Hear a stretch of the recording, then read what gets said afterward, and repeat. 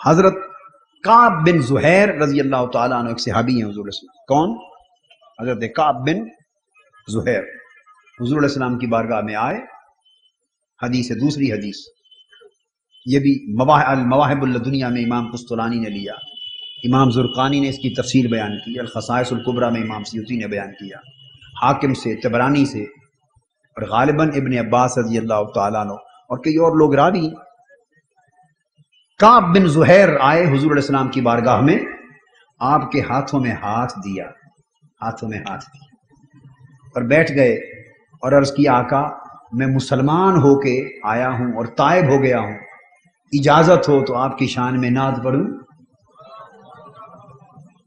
یہ میں آپ کو حدیثیں بتا رہا ہوں تاکہ پتہ چلے یہ جو محفلیں آقا کے نعت اور میلاد کی منعقد ہوتی ہیں یہ عام ہم نے شروع کر رکھی ہیں یا آقا کے زمانے میں حضور کی صدارت میں صحابہ منعقد کرتے تھے میلاد اور نعت کی یہ محفلیں؟ بھئی جب حضور تشریف فرما ہوئے تو صدارت کس کی ہوئی؟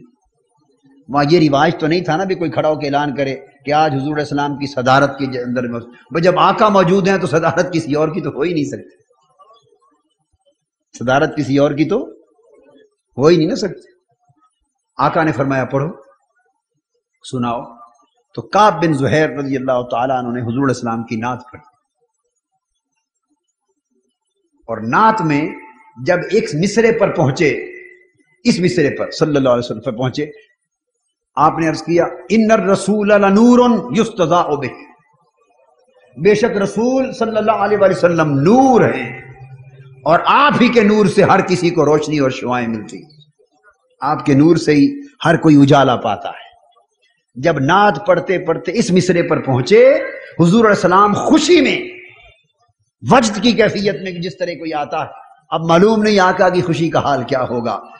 اس حدیث سے اندازہ ہوتا ہے کہ جب اس مصرے پر پہنچے حضور علیہ السلام نے جو اپنی کملی اور چادر اوڑھی ہوئی تھی خوشی میں اتار کے کعب کی جھولی میں پھینک دی صلی اللہ علیہ وسلم. اب یہ چادر یا کملی اتار کے نعت خاں کی جھولی میں پھینک دینا، اس کو تھوڑا چشم وجدان میں سوچیں تو آقا کی شان کے مطابق ایک وجد محسوس ہوتا، ورنہ اتار کے یوں دے دیتے، اتار کے یوں دے دیتے. حدیث کے الفاظ یہ ہیں کہ آپ نے کعب کی طرف اپنی چادر کملی اتار کے پھینک دی خوشی سے اور دعا دی کعب اللہ تمہیں سلامت رکھے. حضرت عبداللہ بن رواحہ حضور کے شعر پر نعتیں پڑھتے، حضرت حسان بن ثابت رضی اللہ تعالیٰ عنہ خود بیٹھتے. آقا یہ بتا رہا ہوں کہ محفل میلاد کی، آقا کی محفل نعت کی، آپ کی ذات سے محبت کی یہ علامتیں تھیں. اب اس میں نصیرت پاک کا کوئی بیان کہ اس کی پیروی اور اتباع کا، یہ تو آقا کی ذات سے ایک محبت ہے، مضمون سارے اس میں آتے، ذات کی محبت کا مضمون بھی آتا، سیرت پاک کا بھی آتا، دین کی سربلندی کا بھی آتا، تینوں چیزیں جو میں نے بیان کی. مگر بنیادی چیز کیا ہوتی؟ آقا بیٹھے اور عرض کرتے حضور جی چاہتا ہے آپ کے سامنے آپ کی نعت پڑھ. آقا سنتے.